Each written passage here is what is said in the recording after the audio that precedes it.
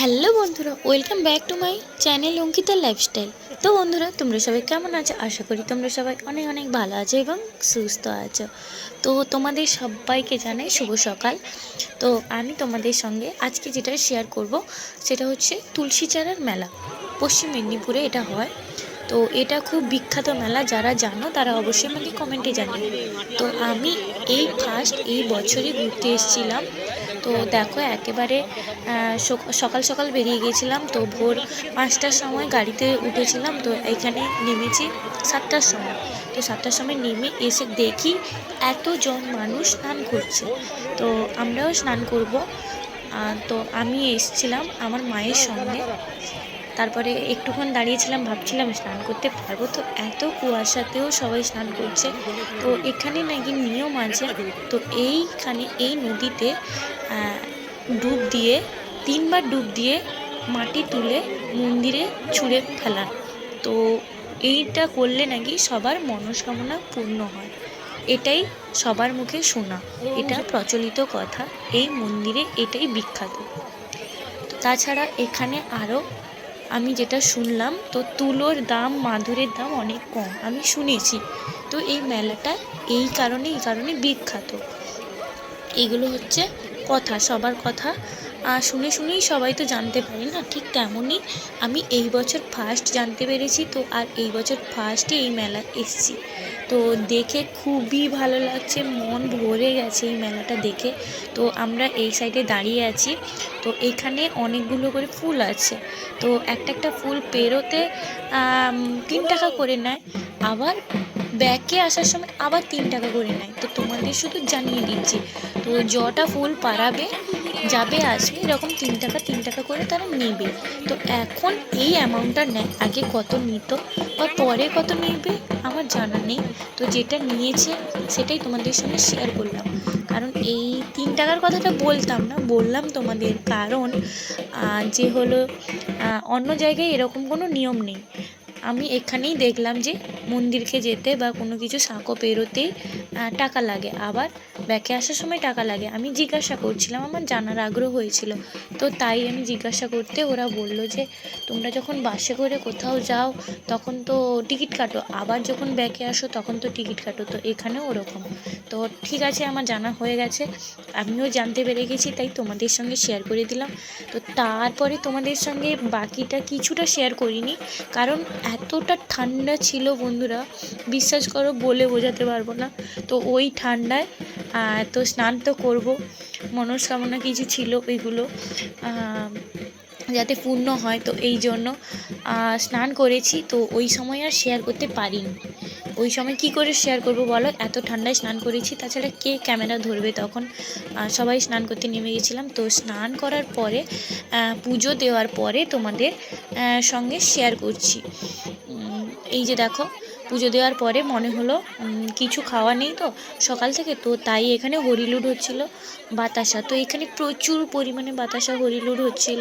তো এখানে যারা বাসিন্দা তো তারা তো মন্দিরের চারপাশে বসেই আছে বাতাসা কুড়ানোর জন্য। তো খুবই ইন্টারেস্ট লেগেছিলো বাতাসা কুড়োতে। আমার তো পার্সোনালিভাবে খুবই ভালো লাগে, তো আমার বাড়ির লোকেরও সবার ভালো লাগে। তো খুব আনন্দ সহকারে বাতাসা কুড়োচ্ছিলাম। তো তারপরে কুড়োতে আমি 2-4টা খেয়েও নিয়েছি। তো খাওয়ার পরে তারপরে দেখো এখানে এই যে আমার পাশে দিদা আছে, তো মা এসেছিলো, মাসি এসেছিলো। তো সবাই মিলে মেলাটা ঘুরছিলাম। তো এখানে সকালে এখানে প্রায় আমি যেটা শুনলাম, তো আমি যেটা এসেও দেখলাম, এখানে দিনের বেলায় মেলাটা হয়, সকাল থেকে মেলাটা শুরু হয়ে যায়। অলরেডি সকাল 7টা থেকেই সব দোকানপত্র খুলে দেয়, সব কিছুই শুরু হয়ে যায়।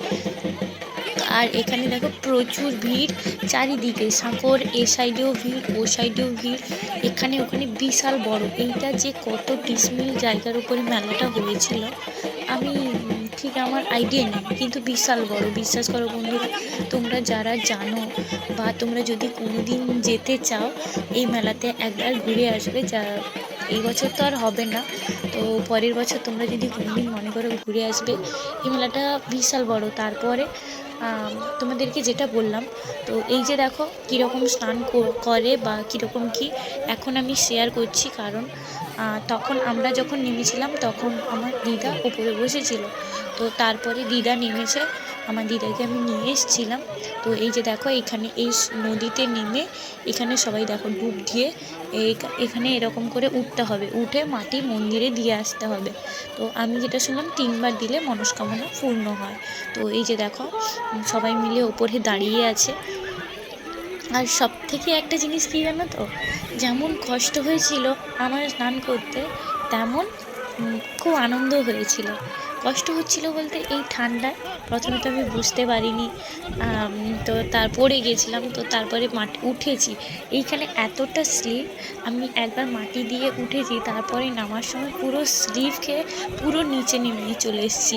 তখন লাগছিল ঠিকই, হয়তো কোথাও একটু কষ্ট হচ্ছিল, আবার কোথাও অনেকটা আনন্দ হচ্ছিল। তো এই কষ্ট এই আনন্দ বলে বোঝানো যাবে না। যাই হোক, এই যে দেখো তোমরা কন্টিনিউ ব্লগটা দেখতে থাকো, তোমাদের ভালো লাগবে আশা করি। আমি বলতে চাইছি না যে আমার ভিডিওটা পুরোটা সম্পূর্ণ করে দেখো, আমার ভিডিওটা দেখলে তো অবশ্যই ভালো, কিন্তু তোমাদেরকে এটাও জানাতে চাইছি আমি যেহেতু ঘুরে এসেছি তাই তোমাদের সঙ্গে শেয়ার করলাম, আর এই ভিডিওটা আমার স্মৃতি হয়ে সারা জীবন থেকে যাবে। তো দেখো এই যে দেখো সবাই মিলে আস্তে আস্তে করে কীরকম ডুব দিয়ে উঠছে। তো এইখানে আর আমি এইখানে ব্যাক ক্যামেরা এবং ফ্রন্ট ক্যামেরা করে দেখাচ্ছি, আর যে ওইখানে উঁচু হয়ে আছে দেখো, ওইখানে মন্দির আছে, ওইখানে মাটিটা ফেলাচ্ছে, আর আমি এখানে দাঁড়িয়ে দিদা স্নান করছিল আর আমি দাঁড়িয়েছিলাম। দেখতেই পাচ্ছ আমি তো স্নান করে নিয়েছি, তো তাই আর চুল চিরুনি করা হয়নি। তো এইখানে কোনো ব্যাপারই না, চুল চিরুনি করতে হবে, এটা করতে হবে ওটা করতে হবে, কোনো ব্যাপার নয়। মনস্কামনা পূর্ণ করার জন্য এসেছিলাম, মেলা ঘুরতে এসেছিলাম, ওটাই হয়েছে, ওটাই আমার কাছে বড় ব্যাপার।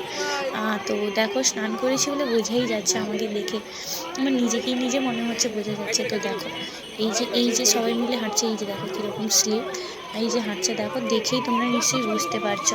তো তোমরা নিশ্চয়ই অল্প অল্প আইডিয়া করে নিচ্ছ এখানে কীরকম হচ্ছে। তো তোমাদের যদি কোনো জানতে ইচ্ছে করে এই মেলার সম্বন্ধে আমাকে কমেন্ট করে জানিও। কারণ কেন জানো তো বন্ধুরা, আমি এই মেলাতে কোনোদিন যাইনি, আর হচ্ছে আমি যখন শুনি এই মেলাটা সম্পর্কে আমার প্রচুর আগ্রহ বলো বা ইন্টারেস্ট বলো, আমার প্রচুর জেগেছিল। তো আমি অনেক ইউটিউবে সার্চ করেছি, খুঁজেছি, দেখেছি এই মেলাটা কীরকম কী বৃত্তান্ত সব কিছু জানতে চেয়েছিলাম। তো এইখানে এসে আমি আরও ভালোভাবে জানতে পেরে গেছি মেলাটা কীরকমই। তো আমার বাড়ি পূর্ব মেদিনীপুর, আর এই মেলাটা হয় পশ্চিম মেদিনীপুরে।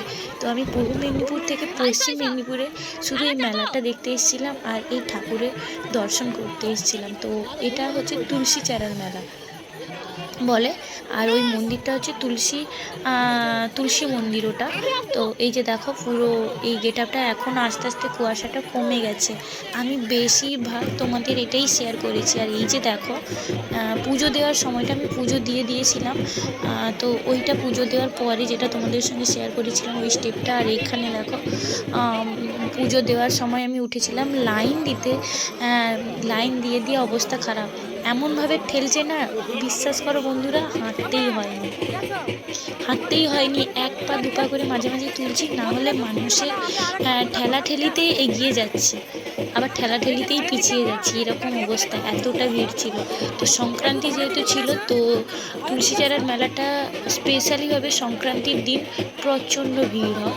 তো আমি যেটা শুনেছি 8-9 দিন মেলা হয়, কিন্তু সংক্রান্তির দিন প্রচণ্ড ভিড় হয়। তো আমরা সংক্রান্তির দিনই এসেছিলাম, কারণ মেলা না, আমরা এসেছিলাম আগে পুজো দিতে, তো আর হচ্ছে মনস্কামনা পূর্ণ করার জন্য। এবার কতটা কি মনস্কামনা পূর্ণ হবে আমি জানি না, তবুও মনের শান্তি। তো দেখো আমি মন্দিরে লাইন দিয়ে আছি, তো পুরোটা পিছনটাও দেখাচ্ছি, কতজন এখানে জাস্ট অনেকে আমি মেলাটা থেকে আমার আসতে ইচ্ছে হচ্ছিল না, তো বাড়ি এসেছিলাম, প্রায় বাড়ি আসতে আমার রাত 8টা বেজে গিয়েছিল।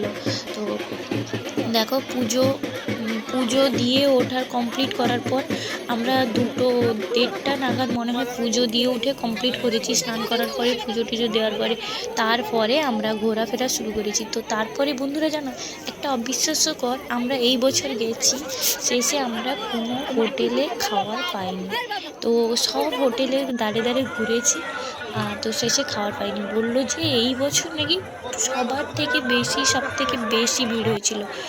তো মন্দিরের গেটটাও তোমাদের সঙ্গে শেয়ার করলাম, দেখে নাও তোমরা একটু। তো তারপরে যেটা বলছিলাম, তো এই বছর প্রচুর ভিড় হয়েছিল। তো তাই হোটেলের মালিক বলছে যে এই বছর এত পরিমাণে যে ভিড় হবে ওরা বুঝতে পারেনি, তো তাই সব খাবার শেষ হয়ে গিয়েছিল। তো তারপরে ওরা আর খাবার সাপ্লাইও করতে পারেনি। তো আমরা প্রায় বলতে পারো না খেয়ে সারাদিন কাটিয়ে দিয়েছি। শেষে ওই টুকটাক ফাস্ট ফুডই খেয়েছি। তারপরে কী আর করার আছে, কিছু করার নেই, বাড়ি এসে খাওয়া দাওয়া কমপ্লিট করেছি।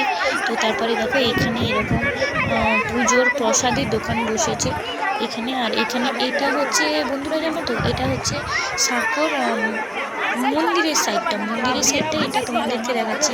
কিন্তু মেলাটা পুরোটা ওটা যে ঘুরেছি বা কোনো কিছু ওটা তোমাদের সঙ্গে আর খুব বেশি শেয়ার করতে পারিনি, কারণ অনেকটা বড় ব্লগ ভিডিও হয়ে যাবে। আর তাছাড়া আমরা ক্লান্ত হয়ে গেছিলাম, পুরো মেলাটা ঘুরে আমরা শেষ করতে পারিনি, এত বড় তোমাদের কী করে দেখাবো, বিশাল বিশাল বড় ছিল। তো দেখো তারপরে মন্দিরের এই সাইডটা আমরা ঘুরে তারপরে সাঁকো পেরিয়ে যাচ্ছি, এরকম একটা সাঁকো আছে। তো সাঁকোটা এবার আবার আমরা পেরিয়ে চলে যাচ্ছি ওই সাইডে। তো ওই সাইডে গিয়ে তোমাদের আর একটুখানি শেয়ার করবো, তোমরা ওইটা দেখে নাও। আর তোমাদের যদি মনে কোনো প্রশ্ন থাকে তুলসী চারার মেলার সম্বন্ধে তোমরা আমাকে কমেন্ট করে জানিও। Tata, bye. कागज के 2 पंख लेके उड़ा चला जाए रे, जहाँ नहीं जाना था ये वही चला हाय रे।